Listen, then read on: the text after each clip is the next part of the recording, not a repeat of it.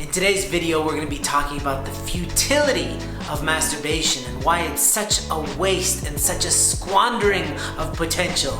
And if you want to learn not only why it's a waste of your time and energy, but how you can funnel that energy into creating something massively productive so that you can start reaching your goals and reclaiming your soul, well then let's get into it.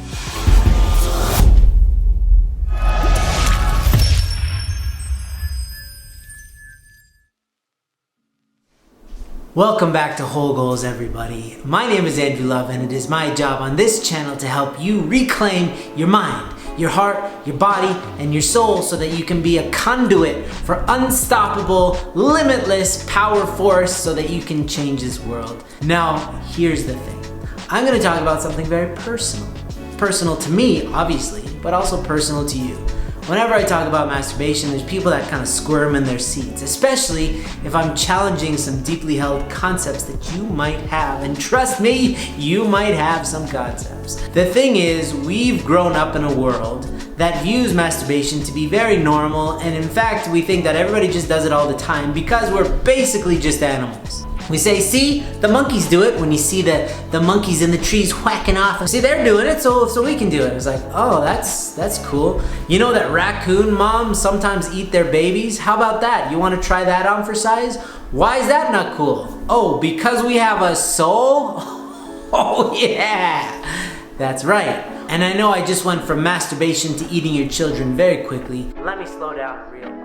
You see, they did surveys about 100 years ago, seeing if people masturbated. And in fact, they found that not that many people did 100 years ago. On college campuses, there was a concerted effort to prove that people masturbated more than they did, and they simply didn't. But with the advent of porn, by way of Playboy and by way of, videos, VHS videos, and now through internet porn, it's like, it's almost an unstoppable force that we've unleashed into this world. And so it's like, well, of course everybody does it. But that's not really true. There are ancient traditions that have understood the power of sexuality and have understood the intrinsic need to control that energy. Hinduism teaches that you should only ever associate sex with procreation or with love. They never separate love and sexuality. In Taoism, there's like some deeply held beliefs about how to harness that energy through breathing, and you take your sexual energy and you breathe it upwards so that you can have all sorts of spiritual experiences.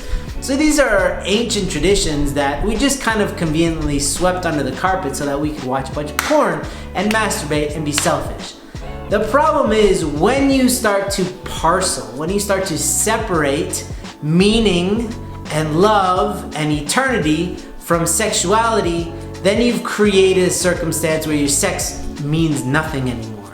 It's shriveling it down to its lowest possible form so that we're just like animals and we're just and when you live like that, you're living in a carnal, ridiculous society. And I know a lot of people are like, well, you're just being a moral police, you're and like, okay, chill, let's chill. Let's think about this at scale for a second. Is it good to have self-control? Of course.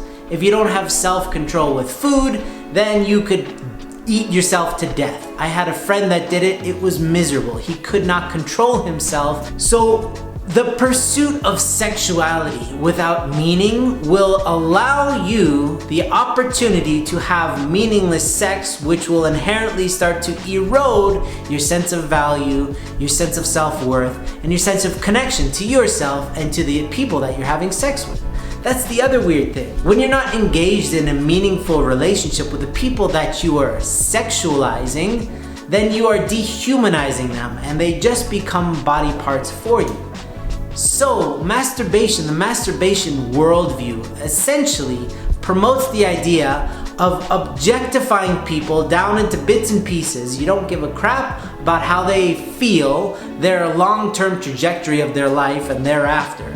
You just want them for immediate use and they're disposable. You chuck them. We are in a highly disposable world where you have a phone for a couple years and then you see the latest model and you just want to chuck it. This is a piece of amazing technology and we just want to get rid of it. Let alone our socks, let alone our cars, whatever. It all ends up in a giant heap of trash. That's what has been transferred into our sexuality. And we view people just like we do phones, and we keep them in our lives so long as they're up to date, and when they kind of become obsolete, we chuck them. And that masturbation worldview has to end. You see, if you take that energy and you understand that sexuality should be reserved for ultimate connections, to lift you up higher so that you're more centered, so that you're more connected to yourself, to the divine, to other people, then don't ever take sexuality from that sacred place, and you will find yourself connecting to the best that you have to offer through sex.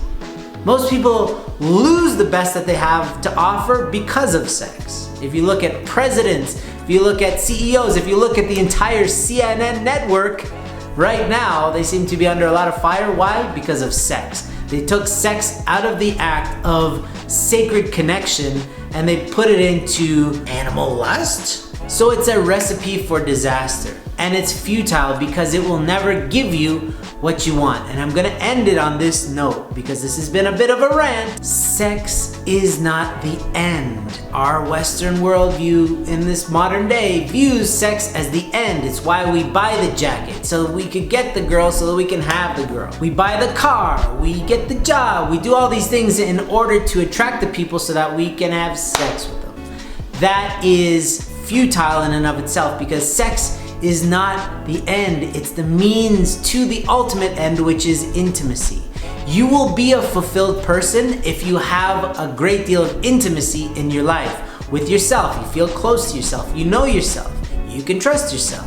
With other people, your friends, they know you, you can tell them anything, you can be an open book and they'll still love you and receive you, and you can reciprocate that by loving and receiving who they truly are. But on the plane of sexuality, how much more important it is to be fully yourself and to be true, and that allows for your heart to be involved in the act. And heartless sex will lead to your demise and to the demise of any society. Know that this is all encompassed in the masturbation worldview. It's been real. Thank you so much for watching. I'll see you in the next video.